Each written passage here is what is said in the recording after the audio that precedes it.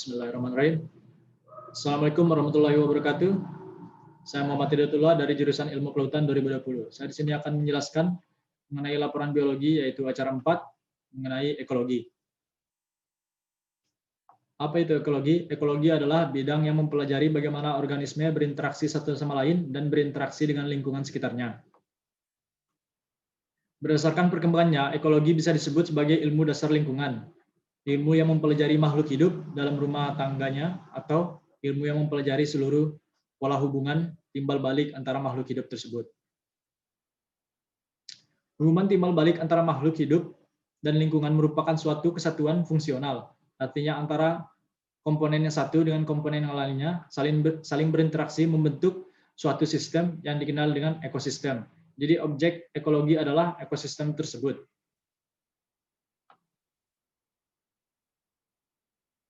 Ekologi tumbuhan diartikan sebagai kajian tentang hubungan timbal balik antara tumbuhan dan lingkungan.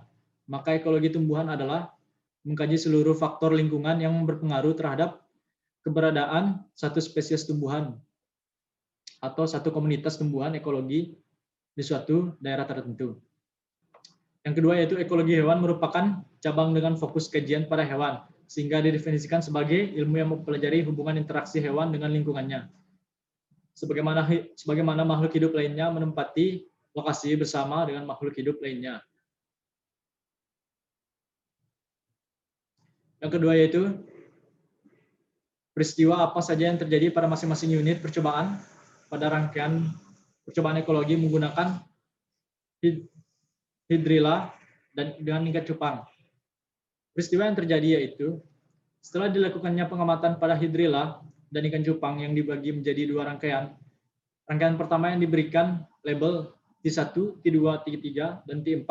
Kemudian rangkaian kedua diberikan label G1, G2, dan G4, yang dimana T1 dan G1 diisi dengan seekor ikan cupang, T2 dan G2 diisi dengan ikan cupang dan hidrilla, T3 dan G3 diisi dengan serangkai hidrilla, T4 dan G4 air kolam saja.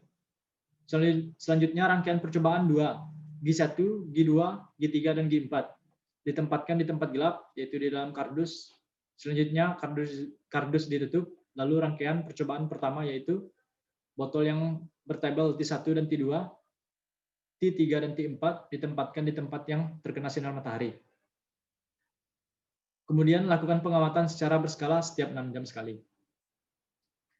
Setelah dilakukannya pengamatan pada kedua rangkaian percobaan tersebut, selama 48 berikut kondisi dari hidrilla dan ikan cupang atau hasil pengamatan dari rangkaian percobaan tersebut dan juga warna air pada percobaan tersebut.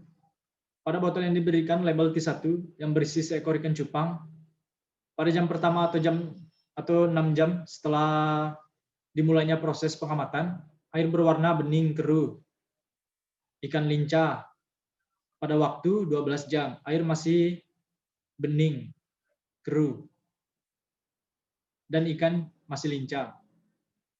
Waktu ke-18 jam, air masih bening keruh dan ikan masih lincah. Waktu ke-24 jam, air masih bening keruh, ikan bergerak lambat. Waktu ke-30, air masih bening keruh dan ikan lebih banyak diam.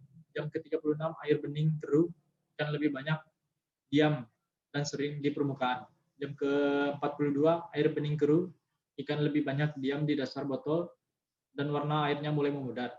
Pada jam ke-42, air bening keruh, ikan lebih banyak diam di botol, dan sesekali berenang, dan warnanya memudar. Pada jam ke-48, air tetap bening keruh, ikan lebih banyak diam, lemah, dan berada sering di dasar botol. Pada botol yang diberikan label G2 yang berisi hidrilla, SP, dan ikan cupang pada jam ke-6, tidak ada perubahan ikan lincah. Pada jam ke-12 sama dengan jam ke-6, tidak ada perubahan ikan lincah. Pada jam ke-18 tidak ada perubahan. Ikan lincah, tumbuhan mulai sedikit tidak segar. Pada jam ke-24, air mulai bening, kekuningan, ikan lincah, tumbuh sedikit tidak segar. Tumbuhan sedikit tidak segar. Pada jam ke-30, air bening keruh, kekuningan, ikan bergerak lambat dari biasanya. Tumbuhan kekuningan. Pada jam ke-36, air bening keruh, kekuningan akan bergerak. Air bening keruh, kekuningan, ikan bergerak lambat. Tumbuhan hijau kekuningan. Jam ke-4:42, air bening keruh, kekuningan,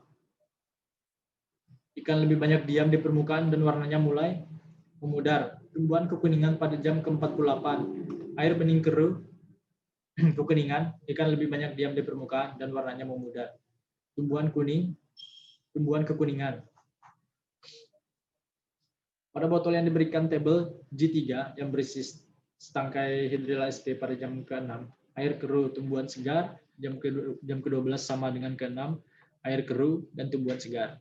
Jam ke-18, air bening keruh, mulai kekuningan dan tumbuhan mulai menguning.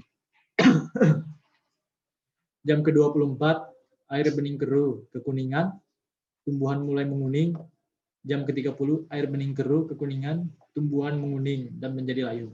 Jam ke-36, air keruh, kekuningan, tumbuhan menguning dan terlihat layu. Jam ke-42, air keruh, kekuningan, tumbuhan menguning terlihat layu. Jam ke-48, air keruh, kekuningan, tumbuhan menguning terlihat lebih layu, disertai daun yang rontok.